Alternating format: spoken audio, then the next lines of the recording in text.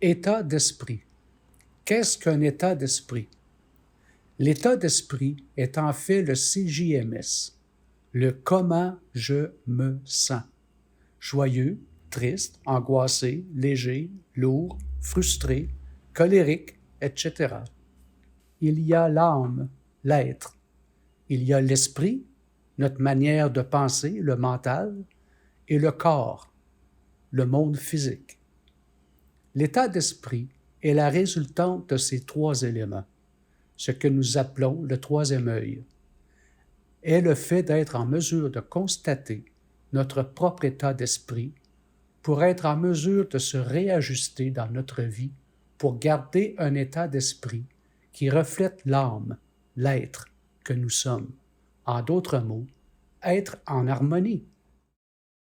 Notre pire ennemi est soi-même, mais il est aussi écrit « Fais de ton ennemi ton ami ». En ce faisant, nous pourrons alors nous retirer dans le troisième œil et ainsi nous réajuster dans notre chemin de vie. Ce que nous vivons dans le monde physique est en fait la résultante ou le témoin de notre état d'âme, soit la preuve tangible de notre propre harmonie avec soi et les autres.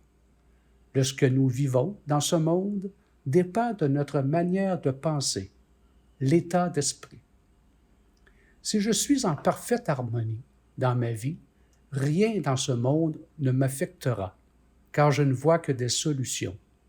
Si je ne suis pas en harmonie, alors tout m'affectera et il n'y aura que des problèmes. À quoi nous identifions-nous? Comment pensons-nous? Comment s'harmoniser dans le chaos? Où sont les solutions et que faire? Nous devons nous détacher de nos pensées, de notre manière de penser, en se concentrant sur le moment présent, c'est-à-dire complètement oublier hier et demain, pour revenir en contact avec l'intérieur et réajuster notre vie en conséquence. Notre pire ennemi en est la peur. Faire de la peur notre ami. La sérénité nous donnera le courage et la force d'être pour passer à l'action. Et ainsi nous connaîtrons la sagesse d'en connaître la différence. Ainsi nous serons en plein contrôle de nos choix, en harmonie avec ce que nous sommes. Les trois ne feront plus qu'un. Parfois, nous avons besoin d'aide et de support dans l'application de cette théorie pour que cette théorie ne soit plus une théorie, mais qu'elle devienne une nouvelle manière de vivre. Tout le monde, dans sa vie intime, vivra des deuils, des moments difficiles à gérer ou à digérer.